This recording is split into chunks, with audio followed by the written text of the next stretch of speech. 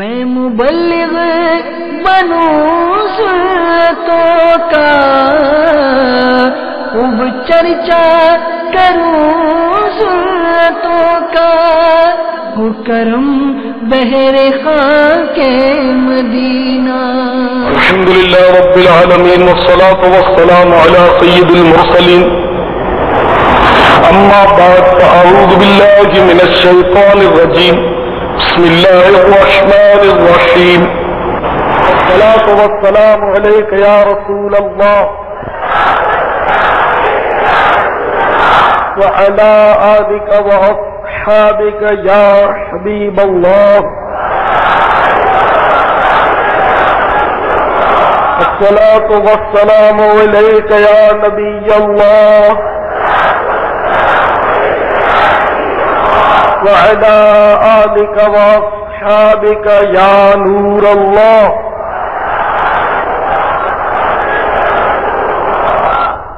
ایک مرتبہ چاروں مقرب فرشتے حضرت سیدنا جبرائیل علیہ الصلوۃ والسلام، سیدنا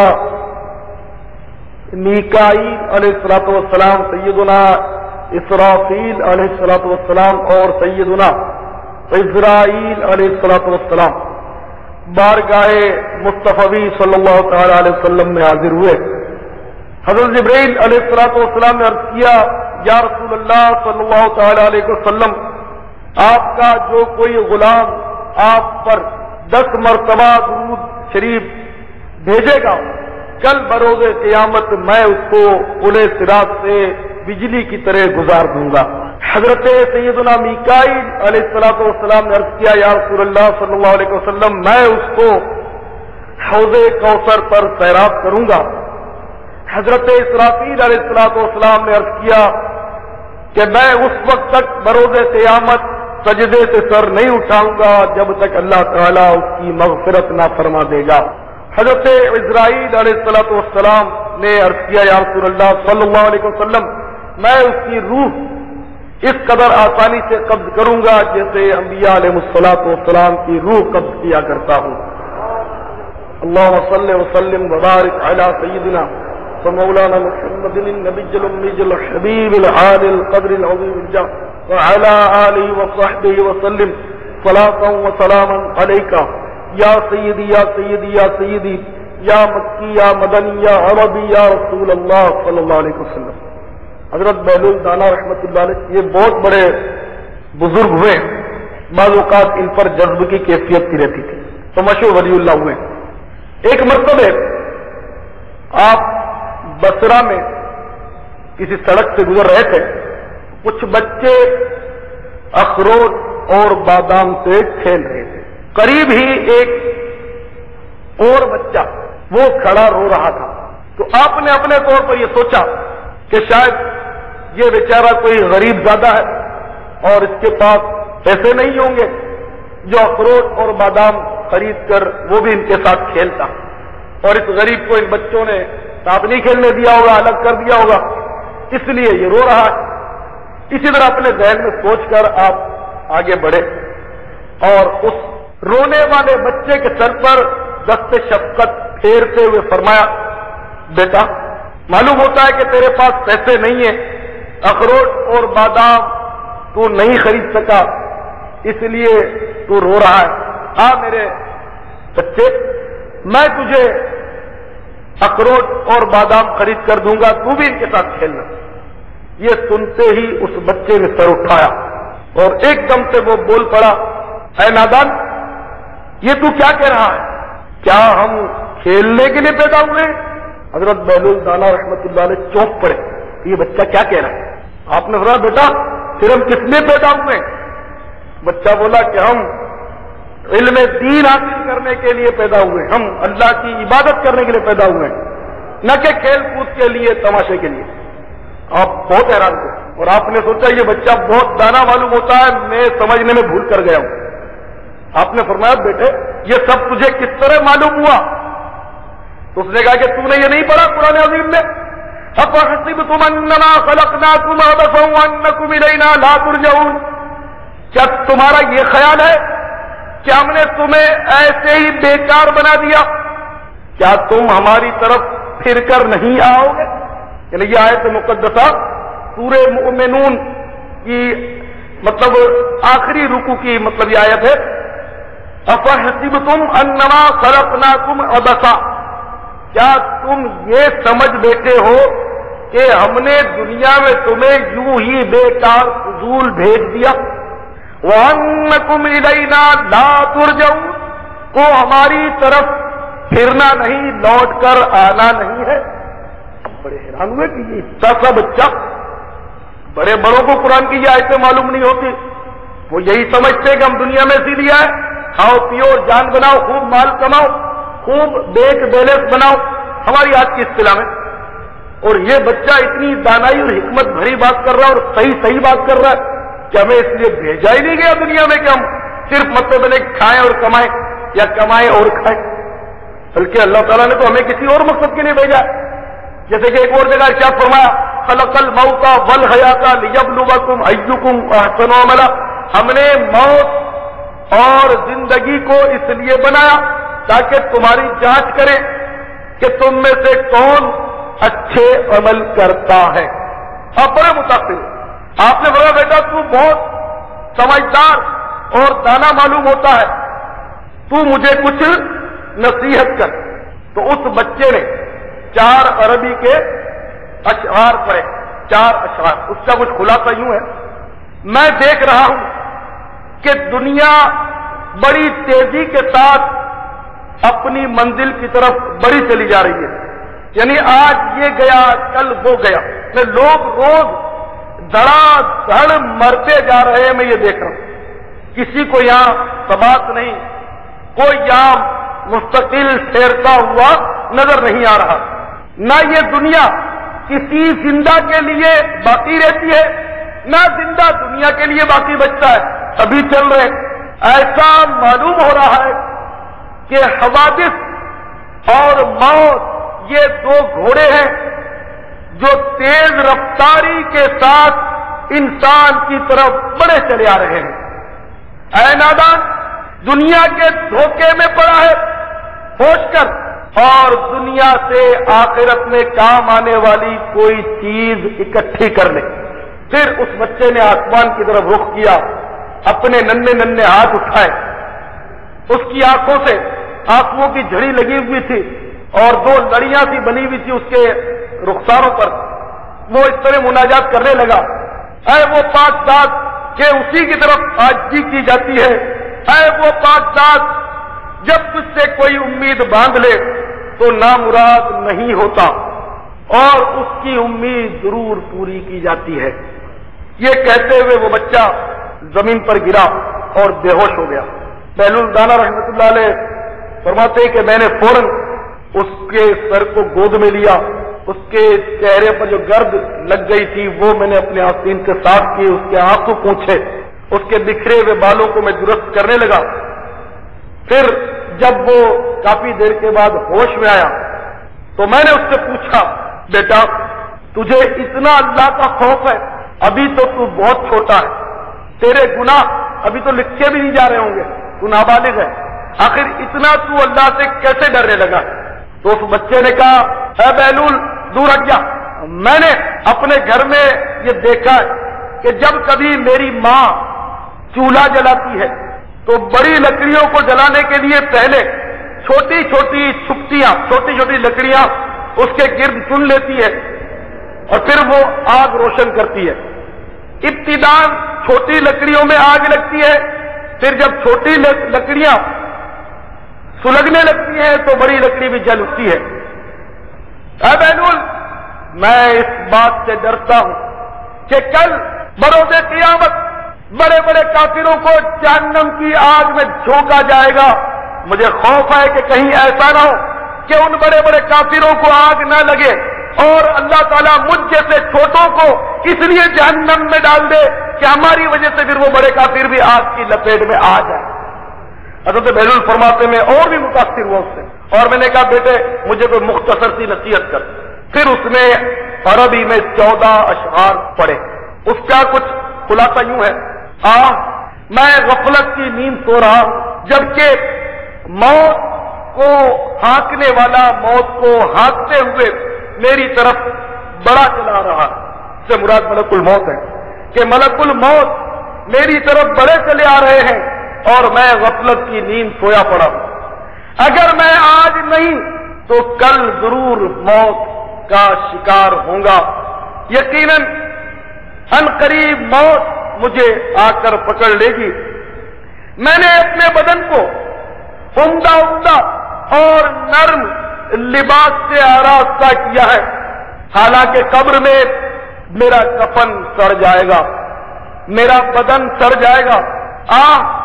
اس وقت بھی قبر کا وہ ہولناک منظر میری نگاہوں کے سامنے ہے کہ میں قبر میں بوسیدہ پڑا ہوا ہوں گا. میری سڑی ہوئی لاش قبر میں رکھی ہوگی اور میرے اوپر مٹی کا ڈھیر ہوگا اور میرے نیچے قبر کا بھیانک گڑھا ہوگا. میرا حسن و جمال سب خاک میں مل جائے گا. میری ہڈیوں پر سے کھال بھی ادھڑ جائے گی، گوشت بھی جھڑ جائے گا. میری عمر تیزی سے ختم ہوتی چلی جا رہی ہے، مگر افسوس کہ میری آرزوئیں ختم ہونے کا نام نہیں لیتی. آخرت کا وہ طویل سفر مجھے درپیش ہے اور میرے پاس اس کے لیے کوئی توشہ نہیں. میں نے کلم کلا گناہوں کے ذریعے اپنے محافظ اپنے پروردگار کا مقابلہ کیا اور بہت بری حرکتیں کی. ہائے افسوس، اب میرا کیا بنے گا؟ میں نے لوگوں سے چھپ کر تو گناہ کیے، لیکن اس بات سے بے خبر پڑا رہا کہ میرا پروردگار مجھے دیکھ رہا ہے. میں نے لوگوں سے گناہوں کو چھپا دیا اور اپنے گناہوں پر پردہ کیا. میں پردہ ڈالنے میں کامیاب بھی ہوا. لوگ خوش فہمی میں رہے کہ میں نیک ہوں، لیکن افسوس میرے گناہ میرے پروردگار پر آشکار ہیں. اگر کل قیامت میں مالک حقیقی کے سامنے مجھے پیش کیا گیا اس حالت میں کہ میرے گناہ لوگوں پر ظاہر کر دیے گئے، تو اس وقت میرا کیا بنے گا؟ اس میں کوئی شک نہیں کہ مجھے اس کا خوف ضرور تھا. میں اسی کی رحمت کے بھروسے پر رہا. اس کے سوا کون ہے جو مجھے معافی دے؟ بے شک تمام تعریف اسی کے لیے ہے.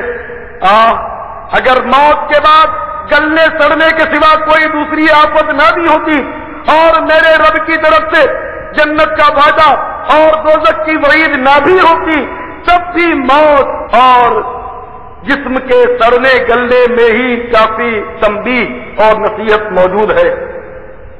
میں اگر موت اور اپنے جسم کے سڑنے کو ہی پیش نظر رکھتا، جب بھی میں کھیل تماشوں سے بچ سکتا کہ میں اس دنیا میں اگر کھیلوں گا، گلچرے اڑاؤں گا تو کب تک؟ آخر کار موت آئے گی اور مجھے قبر میں سلا دے گی اور میرا جسم جو ہے وہ سڑ جائے گا.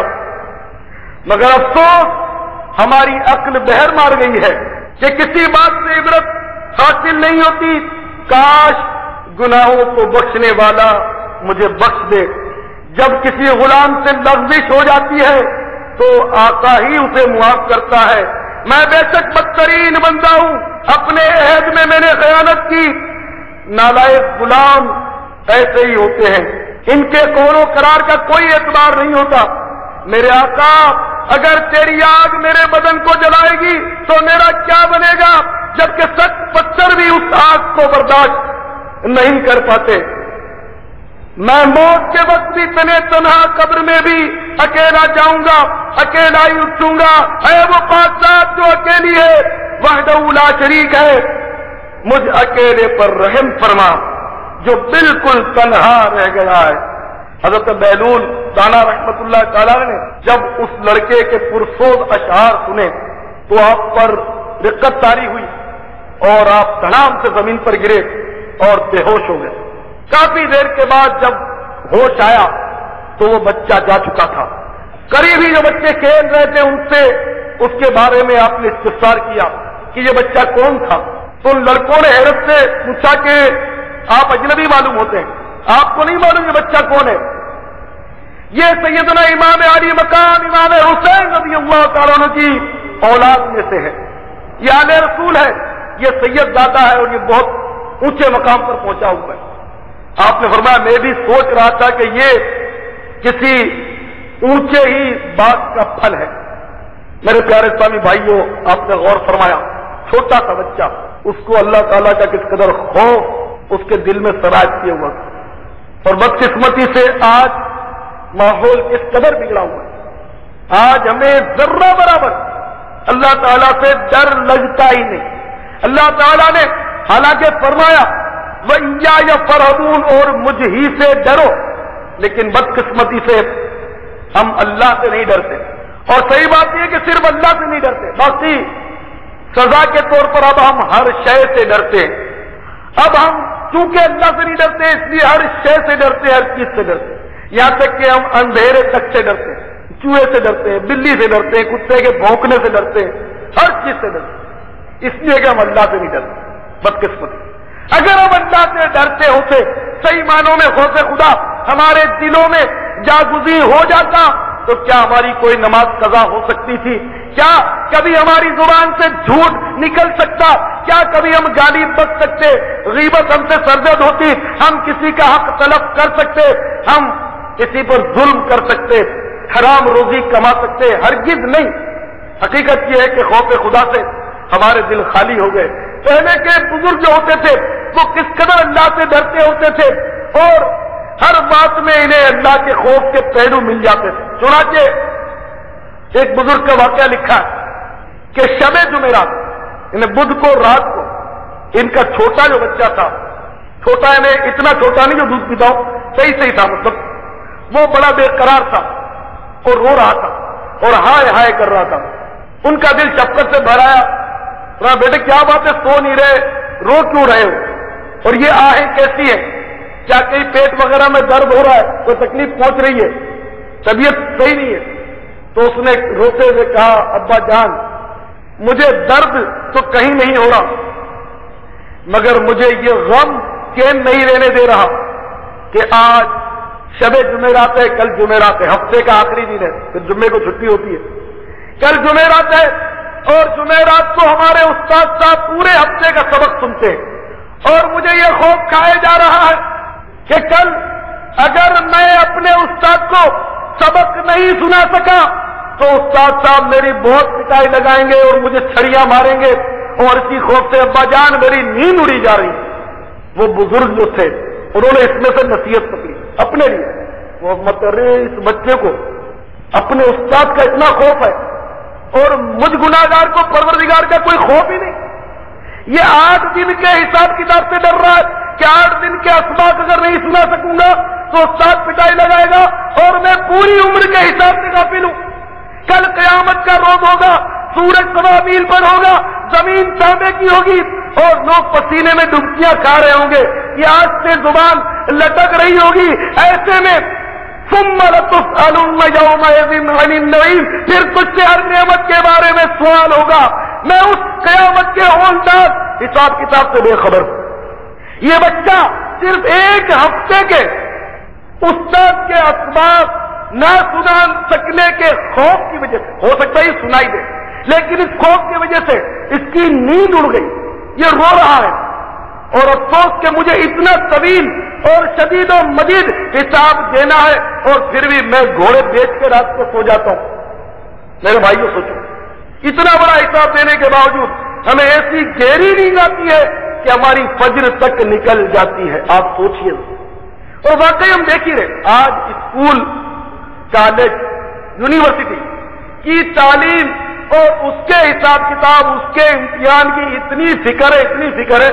مہینوں سے ہمارے اسٹوڈنٹس کہتے ہیں کہ امتحان سر پر ہے، امتحان سر پر. اور کئی ایسے ہمارے بھائی ہوں گے چونکہ وہ امتحان سر پر ہے بھی اب اجتماع میں وہ نہیں آتے ہوں گے، وہ کہتے ہیں کہ ہم جی امتحان کے بعد سے آئیں گے، ابھی نہیں، ہمارا امتحان سر پر. یعنی اسی معمولی سی امتحانیہ کے لیے، چھوٹی سی امتحانیہ ہے، مطلب اگر تھوڑی سی محنت کرے آدمی کامیاب ہو سکتا ہے.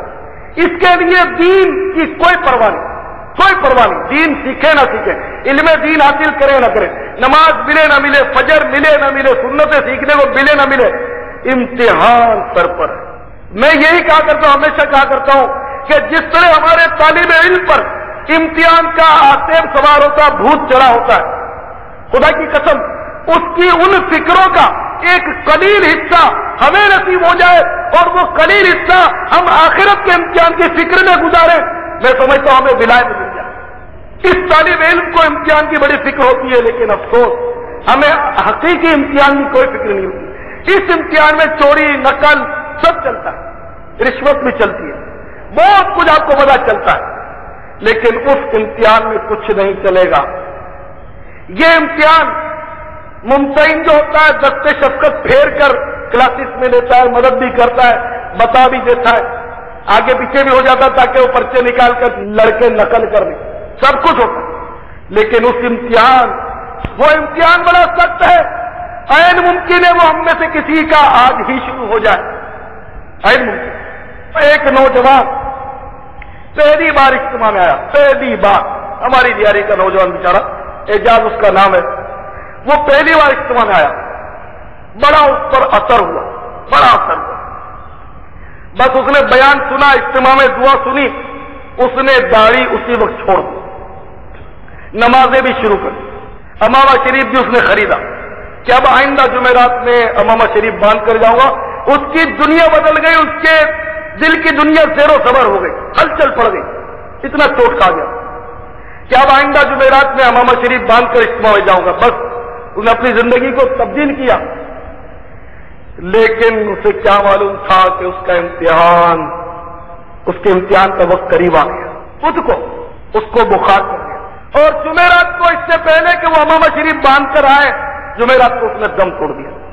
ایک جمعرات اس کے نصیب میں لکھی تھی، اس نے وہ اجتماع اٹینڈ کر لیا، داڑھی شریف کی سنت نصیب ہو گئی، امامہ شریف خرید لیا، انشاءاللہ اس کا ثواب بھی جاری ہو گیا، نمازیں اس نے شروع کر دی، گناہوں سے گویا توبہ کر لی، بالکل وہ مطلب بدل گیا، اور دیکھیے اس کی موت آ گئی۔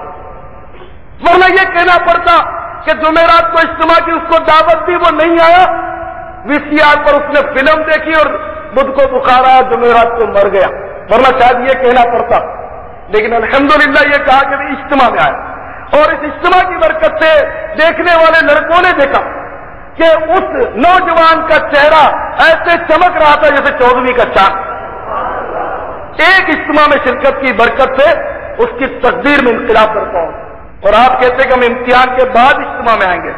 ارے بھائی، اس امتحان سے پہلے قبر کا امتحان کہیں شروع نہ ہو جائے، اللہ ہمیں عقل سلیم عطا فرمائے، کیونکہ ہماری حالت اب بہت بری ہو گئی میرے بھائیوں، نے شیطان نے ہمیں نسلی فسادات میں الجھا کر اپنا الو سیدھا کر دیا، ہر طرف مورچہ بندی ہے، پنجابی، پٹھان، مہاجر، سندھی، بلوچ، پتہ نہیں کیا ہو، ہم عربی آقا کے غلام ہو کر یہ نسلی فسادات میں کیسے پڑ گئے، کس نے ڈال دیا، اور اب کیسے دلدل سے نکلیں گے ہم سمجھ نہیں آتا۔ اللہ تعالیٰ ہمارے حال زار پر رحم فرمائے۔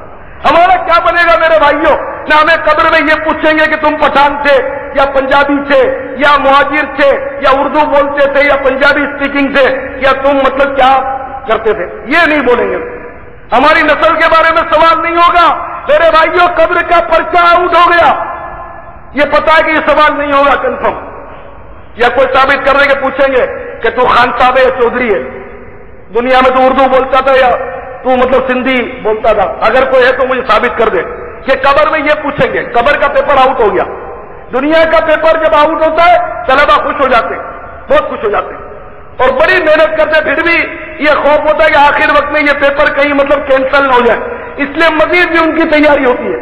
لیکن قبر کا پیپر آؤٹ ہے اور نہیں تبدیل نہیں ہوگا، وہ تبدیل بھی نہیں ہوگا، بالکل کنفرم آؤٹ ہے۔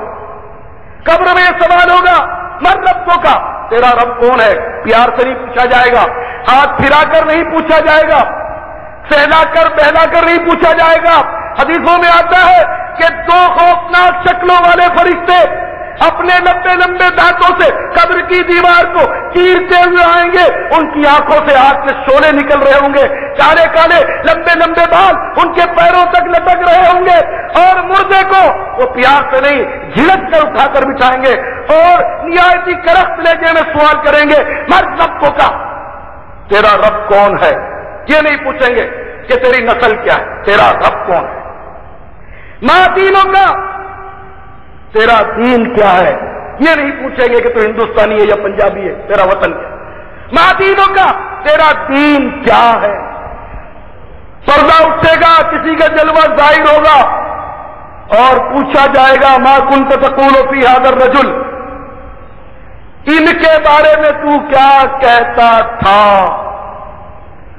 अब मेरे भाइयों, जिसने टीवी और वीसीआर के माहौल में आंख खोली हो, सिनेमा घरों में जिसकी शाम बसर होती हो, हर वक्त जो नोटें ही गिनता रहता हो, हर वक्त जो अंग्रेजी फैशन का पुतला बना रहता हो, भला वो जवाब क्या देगा?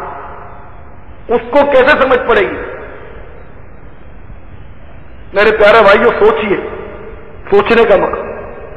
अगर खुदा ना खास्ता इन सवालात के जवाब देने में कोई नाकाम हो गया, अल-अमान वल-हफीज, अल-अमान वल-हफीज, जो कब्र के सवालात के जवाब नहीं दे पाएगा वो कहेगा है हाथ लादरी, हाय अफसोस मुझे कुछ मालूम नहीं।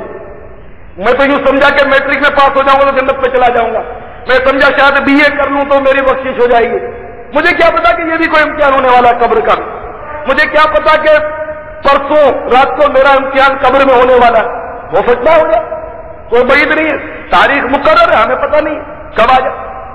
मुझे क्या मालूम, अगर नऊज़ु बिल्लाह मिन ज़ालिक जो बदबख्त ईमान बर्बाद कर बैठा तो वो कब्र में सवालात के जवाबात नहीं दे पाएगा। जन्नत की खिड़की कब्र में खुलेगी, मौन बंद हो जाएगी, खुलते ही फौरन बंद हो जाएगी। फिर जहन्नम की खिड़की खुल जाएगी, जिससे ये एकदम तड़प जाएगा और उससे कहा जाएगा कि अगर तूने सवालात के जवाबात दिए होते तो तेरे लिए ये खिड़की थी जन्नत की जो पहले खुली थी, वो खिड़की। अब ये जहन्नम की खिड़की को कोई मामूली ना समझे। जहन्नम इतनी शदीद है कि मेरे प्यारे आका मदनी मुस्तफा सल्लल्लाहु अलैहि वसल्लम की बारगाह बेकस पनाह में जिब्रील अमीन अलैहिस्सलातु वस्सलाम हाजिर हुए। अर्ज़ किया या रसूल अल्लाह, रब्बुल इज्जत के इज्जत और जलाल की कसम, अगर परवरदिगार जहन्नम को सुई के नाके के बराबर खोल दे तो इसकी तपिश, इसकी गर्मी और इसकी बदबू की वजह से सारी मखलूक हलाक हो जाए। इतनी सख्त तरीन जहन्नम, उसकी खिड़की कब्र में जब खुलेगी उससे क्या न सिर्फ इसी पर इक्तिफा होगा, कब्र में आग का बिछोना होगा, आग का लिबास होगा, कब्र में आग सुलग रही होगी, फिर सांप भी होंगे, बिच्छू भी होंगे, खौफनाक अजदहे यानी बड़े बड़े सांप, बड़े बड़े बिच्छू कब्र में पहुंचेंगे। मेरे प्यारे भाई क्या, और कब्र इस तरह दबाएगी कि दोनों तरफ की पसलियां टूटकर एक दूसरे में पैवस्त हो जाएंगी। ओए मेरे भाइयों, खुदा के वास्ते कब्र के इम्तिहान को फरामोश मत करना।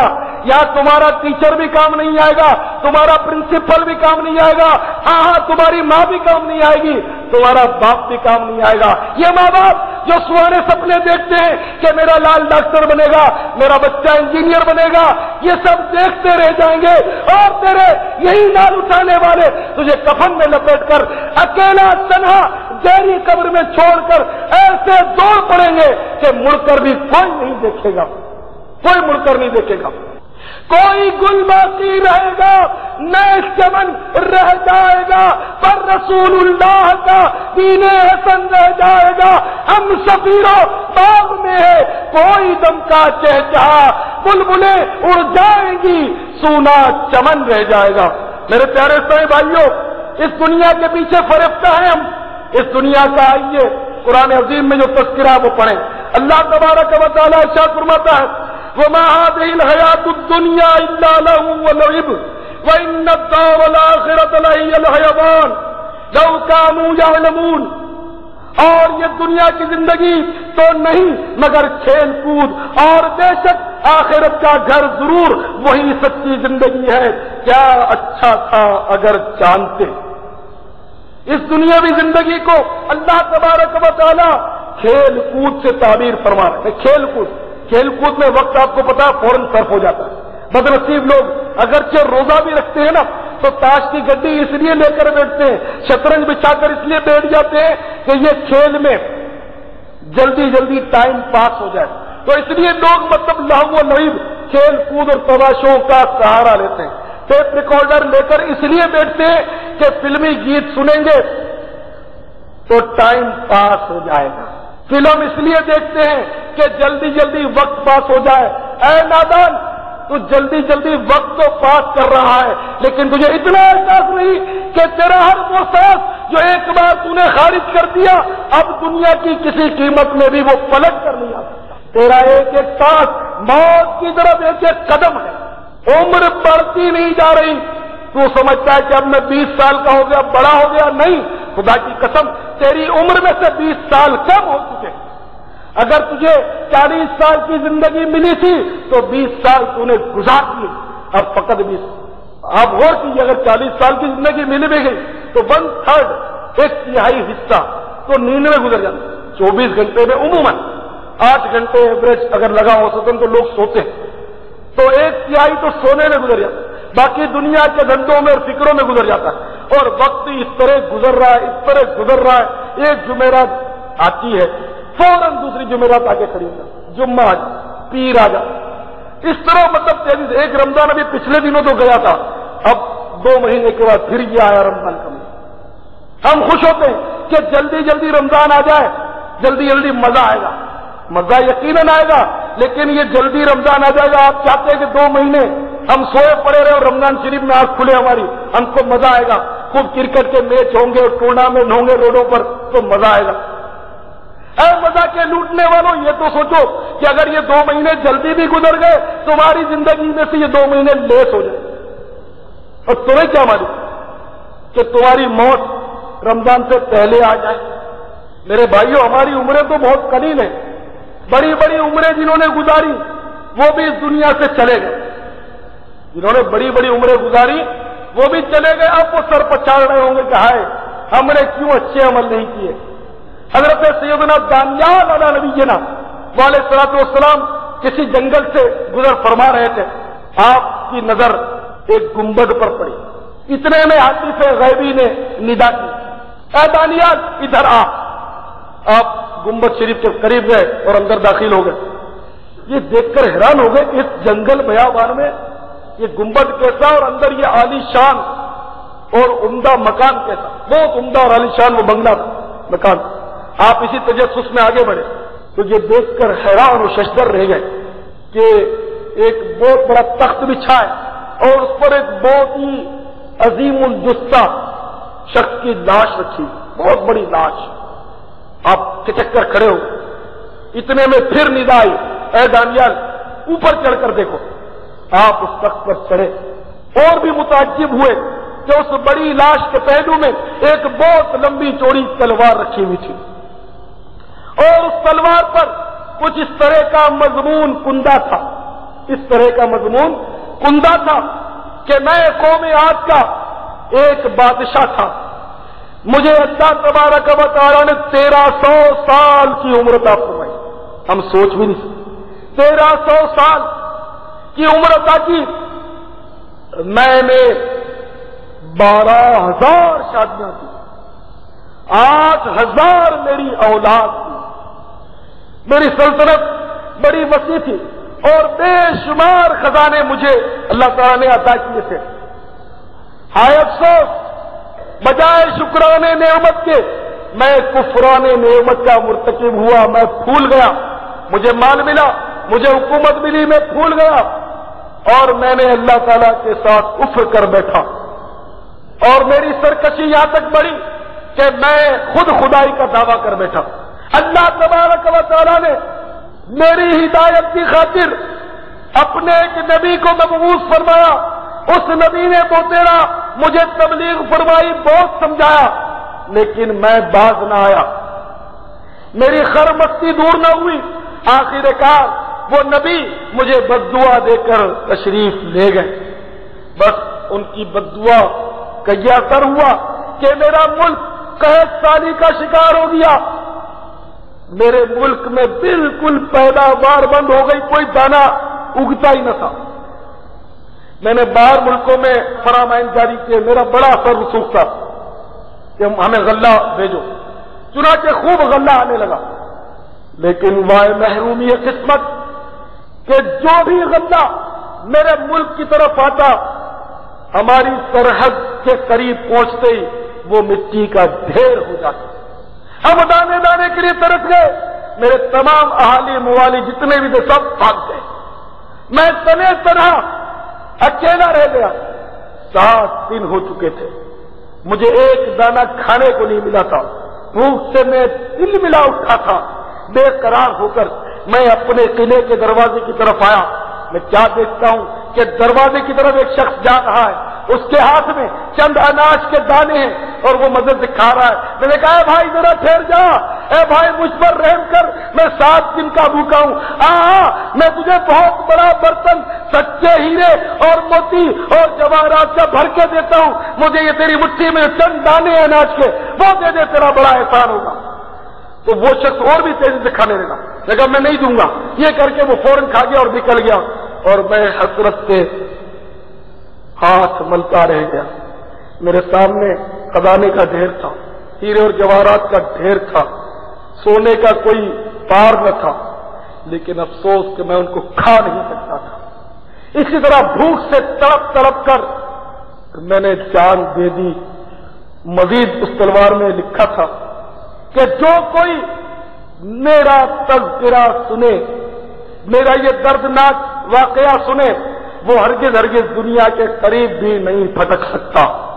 لیکن ہمارے دلوں پر میرے بھائیوں سیاہی کی اتنی موٹی تیز چڑھی ہوئی ہے کہ یہ واقعہ سنا بھی, یہ کیا ایسے 1000 واقعات تو سنا دے, لیکن ایسا محسوس ہو رہا ہے کہ ہم نے شاید یہ عہد کیا ہوا ہے, ہم نے یہ طے کیا ہوا ہے کہ ہم نہ سدھرے ہیں نہ سدھریں گے, قسم کھائی ہے. ماشاء اللہ, شاید ایسا لگتا ہے کہ ہمیں کوئی لاکھ سمجھائے, ہزاروں منتیں کریں, لیکن ہمارے دل پر کوئی بات اثر نہیں کرتی. ارے میرے بھائیوں سوچو, انہیں ہم مجبور ہیں. عیش اور مزے اڑانے کو کس کا جی نہیں چاہتا, فلم دیکھنے کی کس کو خواہش نہیں ہوتی, ان دنیا کی رنگینیوں میں گم ہونے کا کس کو جی نہیں چاہتا, کھیل تماشوں میں جانے کا کس کو جی نہیں چاہتا, سب کو ہوتا ہے. لیکن کیا کریں, ہم مجبور ہیں. اپنا بس نہیں چلتا, موت منہ کھولے ہمارا انتظار کر رہی ہے ہم کچھ. جہاں جی چاہتا ہے کسی دور مقام پر چلے جاؤ جہاں کوئی نہ جانتا ہو, وہاں ذرا فلم دیکھ لیں گے, دل بہل جائے گا, فوراً ملک الموت کا تصور بن جاتا ہے کہ یہ آئے ابھی روح قبض کر لیں گے. ایسا نہ ہو کہ سنیما گھر سے کھینچ کر ہماری لاش نکالی جائے اور لوگ پھٹکار کریں گے دیکھو یہ ایسا بنتا تھا اور ایسا. اس طرح موت کو ہمیں کچھ کرنے نہیں دیتے. سب کو یہ چاہتا ہے خوب مال بناؤ, خوب دولت اکٹھی کرو, خوب بینک بیلنس ہو, بہترین بنگلہ ہو, چمکیلی کار ہو, لیکن اس کار کو پھر کیا کریں؟ یہ کار ہمارے مرنے پر ہمارے لیے بیکار ہو جائے گی, وبال ہو جائے گی. ہماری اولاد اس کار میں بیٹھ کر ہماری قبر پر تو آئے تو آئے, یہ اس کار میں بیٹھ کر یقیناً سنیما گھر پہ جائے گی, یقیناً یہ ڈرامہ گاہوں کی طرف جائے گی, یہ مخلوط تفریح گاہوں کی طرف جائے گی. یہ کار میں چھوڑوں گا تو میری اولاد میرے لیے گناہ جاریہ کا سبب ہی بنا سکتی ہے, میرے لیے کوئی خیر نہیں, اس لیے کہ میں نے صرف اس کو دنیا کا علم دیا ہے, میں نے صرف اس کو دنیا کی محبت سکھائی ہے, میں نے اس کو دنیا دار بنایا ہے, میں نے دیندار نہ بنایا نہ بننے دیا. اگر یہ بھول کر بھی دیندار بننے کی کوشش کرتا تو میں اس کی پٹائی لگاتا, میں اس کو گالیاں بکتا کہ تو ملا بن جائے گا, تو اجتماع میں جائے گا, تو یہ سنت تو وہ سنت کی بات کرتا ہے, تو داڑھی رکھے گا, تو امامہ پہنے گا, خبردار میں نے تو اپنی آخرت برباد کر ڈالی, تجھے بھی آخرت نہیں بنانے دوں گا. آج باپ کی یہ ضد ہے, آج ماں کی یہ حق ہے کہ ہم تو برباد ہوئے ہیں, ہم تو ڈوبے ہیں صنم, تجھ کو بھی لے ڈوبیں گے. آج ہر طرف یہی ہے. آج ہمارے گھر میں فیشن پر کوئی پابندی نہیں, بتوں پر بتوں پر کوئی پابندی نہیں. ہر گھر میں آج شو کیس میں پلاسٹک کے, لوہے کے, پتھر کے, مٹی کے بت نہیں سجے ہوئے, گڑے گڑیاں یہ باگڑے بلے نہیں سجے ہوئے, بڑی بڑی تصویریں جانداروں کی, انسانوں کی, گھوڑوں کی, بکروں کی, بیلوں کی نہیں لگی ہوئی. آج ہمارے گھروں میں بتوں پر کوئی پابندی نہیں، الحمدللہ مسلمان، مگر ہمارے گھروں میں آج بتوں پر کوئی پابندی نہیں، بت آ سکتا ہے، انگریز کی فیشن آ سکتی ہے، وی سی آر آ سکتا ہے، رنگین ٹی وی آ سکتا ہے، فلم آ سکتی ہے، سب کچھ آ سکتا ہے، لیکن ہمارے گھر میں خبردار، اگر کوئی رسول اللہ صلی اللہ تعالی علیہ وسلم کی سنت آ گئی تو خبردار۔ میرے پیارے بھائیوں، اگر میری بات حقیقت ہے تو اس پر غور کیجیے، خدا کی قسم میرے دل کا یہ درد ہے، مطلب میں بڑا بےتاب رہتا ہوں، بے قرار رہتا ہوں، کبھی کبھی مایوس ہو جاتا ہوں، دل ٹوٹنے لگتا ہے کہ اس مطلب قوم کی اصلاح کیسے ہوگی، ہم لوگ کیسے سدھریں گے۔ اب ظاہر ہے کوئی نبی تو آئے گا نہیں، یہ تو بالکل طے ہے کہ نبوت کا دروازہ بند ہو چکا، اب کوئی نبی نہیں آئے گا، اب سب امت ہی امت ہے، ہم سب آقا کے غلام ہیں۔ اب ہم سب کی ذمہ داری ہے کہ ہم اپنی اصلاح کریں، دوسرے بھائیوں کی اصلاح کی فکر کریں، لیکن ہائے افسوس اب تو ماحول یہ ہے، مت کر نصیحت ناصحہ دل میرا گھبرائے ہے، ناصحہ او ناصحہ او نصیحت کرنے والے ناصحہ مت کر نصیحت دل میرا گھبرائے ہے، اس کو دشمن جانتا ہوں جو مجھے سمجھائے ہے۔ آج اگر کوئی سمجھائے، آج اگر موت کا کھٹکا کوئی دل میں بٹھائے، آج آخرت کا خوف دلائے، تو آج وہ بندہ ہمیں اچھا نہیں لگتا، آج ہمیں اچھا وہی لگتا ہے جو ہمیں فلمی ہسٹوریاں سنائے، فلمی نتائج سنائے، مزاحیہ قصے سنائے، لطیفے سنائے، ہمیں خوب ہنسائے، ہمیں آج رلانے والا اچھا نہیں لگتا۔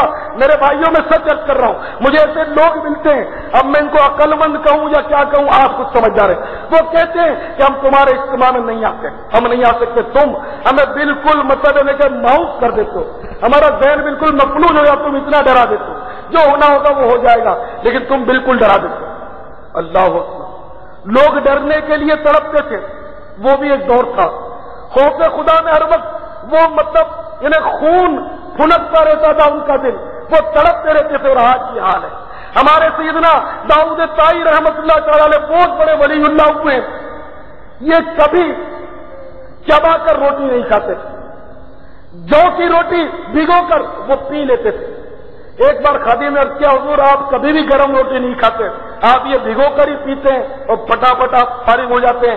آپ نے فرمایا کہ میرے بیٹے میں کیا کروں، پیٹ ہی بھرنا ہے، ذائقہ جو ہے وہ منہ کی حد تک ہے، آخر تک تو خلا فرض کر رہا واقعہ وہ حلق تک ہے، نیچے اس کا ذائقہ نہیں، جو بھی ہے پیٹ بھرنا ہے۔ میں یہ پی لیتا ہوں تو اس کی وجہ سے مجھے بڑا وقت مل جاتا ہے اور بھوک بھی میری ختم ہو جاتی ہے۔ اگر میں روٹی چبا کر کھانے بیٹھتا ہوں تو میں نے اس بات کا شمار کیا ہے کہ وہ گھول کر روٹی پی لینے میں اور چبا کر کھانے میں اتنا فرق ہے کہ اگر میں چبا کر نہ کھاؤں اور صرف پی لوں تو میں اس کھانے سے فارغ ہونے تک 50 آیتیں تلاوت کر لیتا ہوں۔ تو میں اس کھانے میں اپنا وقت کیوں صرف کروں؟ زندگی انہوں نے ایسی گزاری جیسے قیدی قید خانے میں زندگی گزارتا ہے۔ 4 کمرے آپ کو ورثے میں ملے تھے والد کے وصال کے بعد، اور شاید 40 یا 80 دراہم آپ کے ورثے میں آئے، صرف کمانا ومانا چھوڑ دیا آپ نے، کہا اپنی آسائش ہے نہیں، بس ان کے ذہن میں یہی بات تھی، اب دنیا سجن المؤمن و جنت الکافر، دنیا مومن کے لیے قید خانہ ہے اور کافر کے لیے جنت۔ مولانا رومی رحمت اللہ علیہ اسی حدیث کی شرح کرتے فرماتے، ہست دنیا جنتا کفار را اہل ظلم و فسق اشرار را، میرے مومن ہست زندہ ہی مقام نیس زندہ جائے عیش و احتشام، کہ یہ دنیا کافروں کے لیے، ظالموں کے لیے، فاسقوں کے لیے، فاجروں کے لیے تو جنت ہے، مگر میرے مومن ہست زندہ ہی مقام، مومن کے لیے یہ دنیا قید خانہ ہے، نیس زندہ جائے عیش و احتشام، قید خانہ عیش و تعیش کی جگہ نہیں، مزے لوٹنے کی جگہ نہیں، عیش کوشیوں کی جگہ نہیں، یہ تو قید خانہ ہے، قید خانے میں تو تکلیف ہوتی ہے، راحت نہیں ہوتی۔ تو انہوں نے ہمیشہ تکلیف اٹھائی، 4 کمرے تھے، کمانا چھوڑ دیا، رقم کی بھیک نہیں مانگی، بقدر ضرورت حلال روزی کمانا یہ واجب ہے، طلب الحلال ہے، واجب علی کل مسلم، ہر مسلمان پر واجب ہے طلب حلال کرنا، مگر ان کے پاس تھا قدر ضرورت تھا، بقدر کفایت تھا، اس لیے اب کمانے کی انہوں نے حاجت اور ضرورت محسوس نہیں کی. ان کے کوئی آسائشیں نہیں تھی، نہ ان کو صوفہ سیٹ کی ضرورت تھی، نہ ایئر کنڈیشنر کی ضرورت تھی، ان کو کوئی میوزک والے فرشوں کی ضرورت نہیں تھی، بہترین پنکھے اور بہترین ننگور اوون کی ان کو ضرورت نہیں تھی، برماٹک کے لکڑی کے دروازوں کی ان کو ضرورت نہیں تھی، مٹی کی کھولی میں پڑے رہتے تھے، سر چھپانے کو جگہ تھی کافی تھی، وہ حاجات نہیں تھی. نہ ان کو بریانی اور مرغیاں ہماری طرح حاجت تھی، سوکھی روٹی بھگو کے کھا لیتے تھے، ان کو کیا رقم کی ضرورت. ہم کہتے ہیں ہمیں پورا نہیں ہوتا، ہمیں پورا اس لیے نہیں ہوتا کہ ہمارا نفس جو ہے یہ بد مست ہے. ہزاروں لاکھوں روپے جن کے بعد وہ بھی کہتے ہیں ہمیں پورا نہیں ہوتا، ہمارا دھندا ٹھپ ہو گیا، ہمارا کاروبار ٹوٹ گیا. حالانکہ اتنا ہوتا ہے کہ ساتھ پوچھتے کھائے میرے پاس آتے ہیں، مجھے پتا ہے سب سے لکھوں پتی آتے. آج کل ذرا مندہ ہو گیا، یا خامہ کا دو باتیں کریں گے اور یہ ضرور کہیں گے کہ برکت کا تعویذ. ارے اتنا پڑا اس کو کیا کرو، جتنا مال زیادہ اتنا وبال زیادہ. دنیا میں ڈاکو لوٹ جائیں گے، قبر میں اور آخرت میں حساب دینا پڑ جائے، مصیبت کھڑی ہو جائے گی، بیماریوں میں چلا جائے گا. میں غریب آدمی، میں بیمار ہوتا ہوں تو میڈیکل اسٹور پر 8 آنے اور روپے کی ٹیبلٹ سے میرا بخار اتر جاتا ہے. تم مالدار ہو، تمہارا جو خاندانی ڈاکٹر ہے اسپیشلسٹ وہ نبض دیکھنے کے 200 روپے بٹور لیتا ہے. میں ڈسپرین سے کام چلا لیتا ہوں، وہ کسی اور نام کی انگلش گولیاں تمہیں دے دیتا ہے جس کے پاورز بھی زیادہ ہوتے ہیں اور تمہیں سائڈ افیکٹ ہوتا ہے، مجھے وہ نہیں ہوتا. تو مالدار زیادہ، مطلب خرچے اس کے بڑے ہوتے. میرا پنکھے میں گزارا، تمہیں ایئر کنڈیشنر چاہیے. مجھے کہیں میسج دینا دوڑ کے اگر کہہ دوں گا تمہیں ٹیلی فون کے بغیر گزارا نہیں، سست پڑ گئے.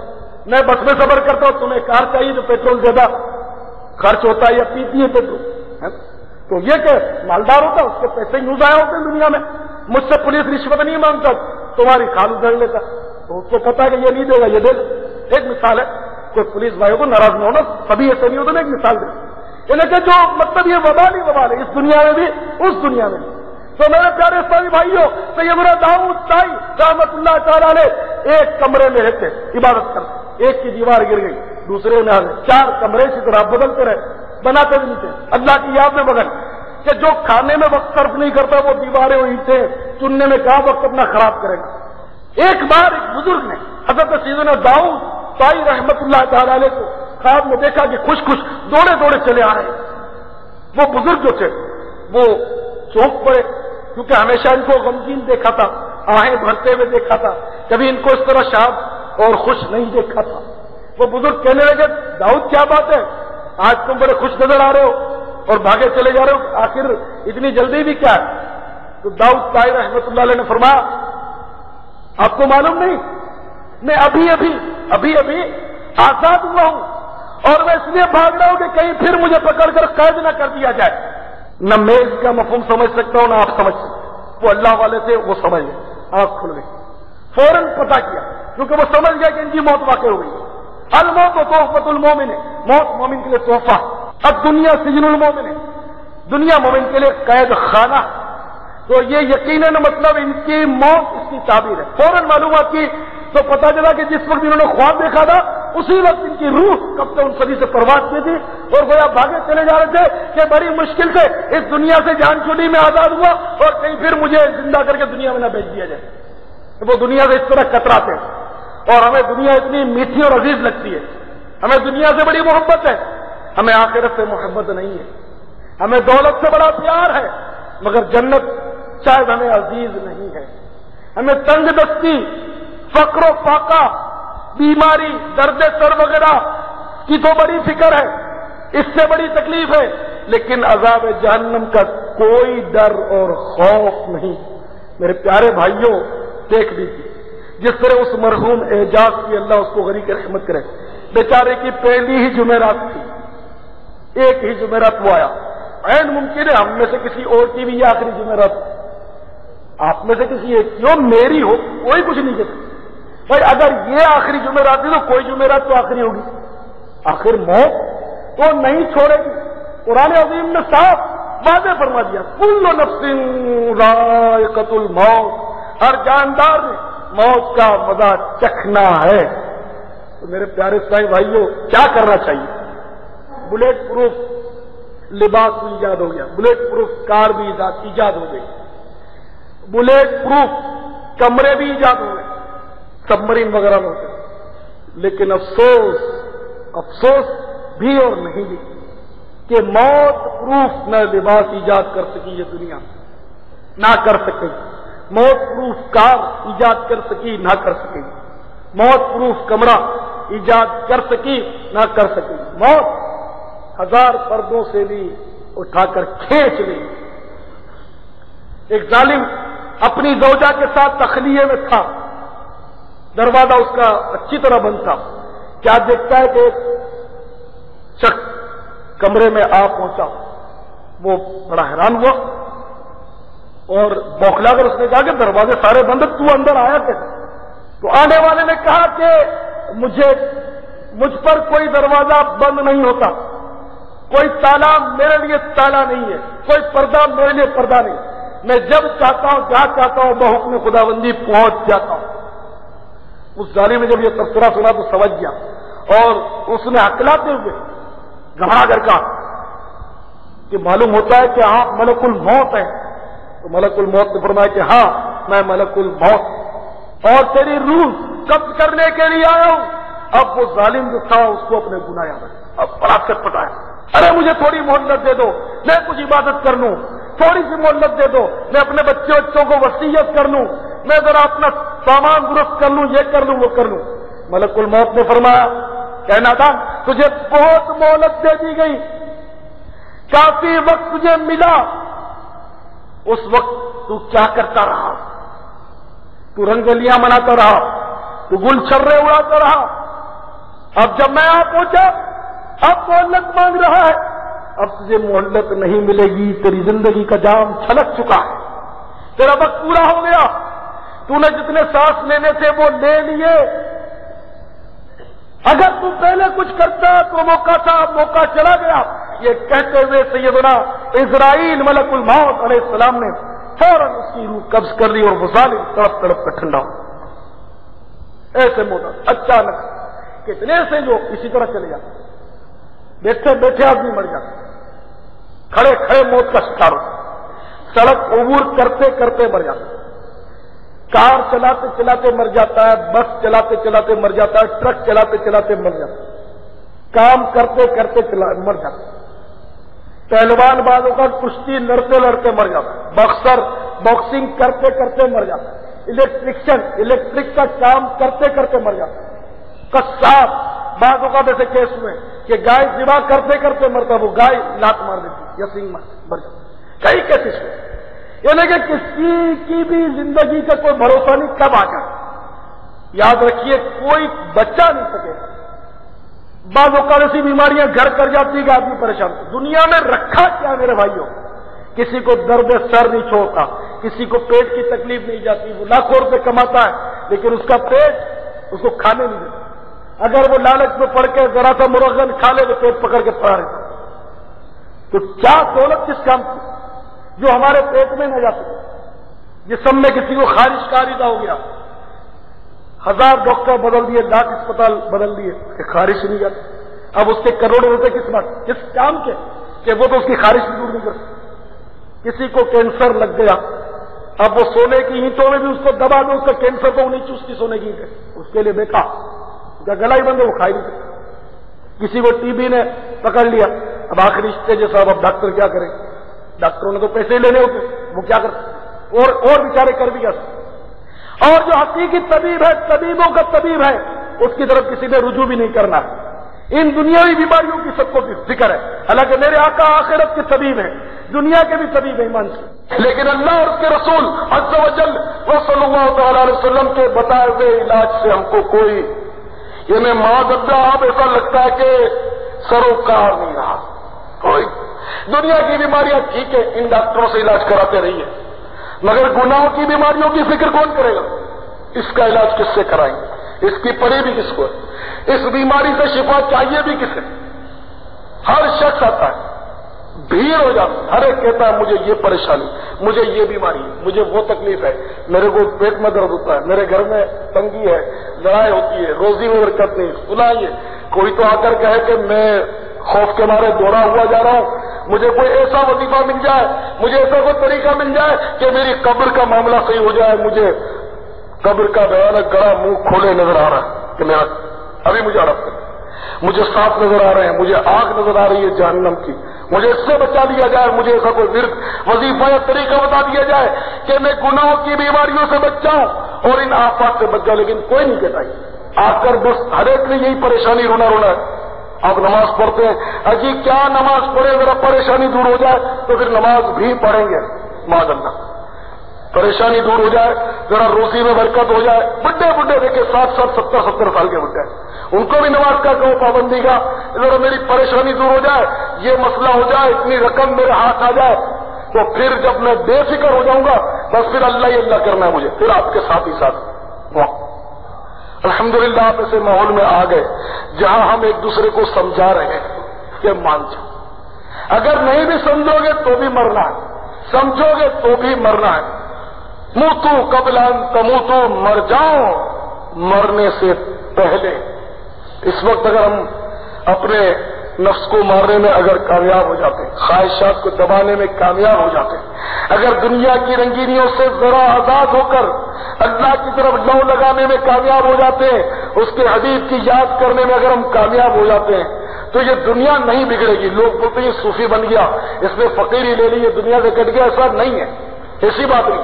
اگر کوئی یہ سمجھتا ہے اس کی بھول ہے۔ داڑھی والا اس معاشرے میں رہ سکتا ہے، زلفے والا اس معاشرے میں رہ سکتا ہے، امامے والا اس معاشرے میں رہ سکتا ہے، سنتوں کا آئینہ دار بھی اس معاشرے میں رہ سکتا ہے، کوئی اس کو روک نہیں سکتا، آپ کو کوئی نہیں روکے گا۔ بلکہ انشاءاللہ آپ داڑھی رکھ کر دیکھو، آپ زلفے بڑھا کر دیکھو، امامہ سجا کر دیکھو، جہاں تھوڑا سا آپ کا امتحان ہوگا، جب اس امتحان میں آپ ثابت قدم ہو جاؤ گے، آپ جب انشاءاللہ کامیاب ہو جاؤ گے، 4 دن 8 دن 15 دن لوگ تانے مار کر مذاق اڑا کر ماں باپ تنگ کر کے یہ تھک جائیں گے، بیدار ہو جائیں گے، پھر انشاءاللہ آپ کا سورج طلوع ہوگا۔ پھر آپ خود دیکھو گے کہ وہی لوگ جو آپ سے تو تڑاک کرتے تھے وہ آپ سے آپ کہہ کے بات کریں گے، آپ کا ادب کریں گے، عزت کریں گے۔ لیکن آپ اس لیے نہیں کرنا کہ آپ کی عزت ہو، ہمیں آخرت کی عزت چاہیے، دنیا کی عزت نہیں۔ وہ دے تو اس کا کرم ہے، لیکن یہ کہ دنیا میں عزت نہ ہی ملے کوئی پرواہ نہیں، دنیا جیسے ہی کٹ جائے گی اللہ تعالیٰ آخرت کی رسوائی سے میں مبلغ بنوں سنتوں کا، خوب چرچا کروں سنتوں کا، ہو کرم بہر خاک مدینہ۔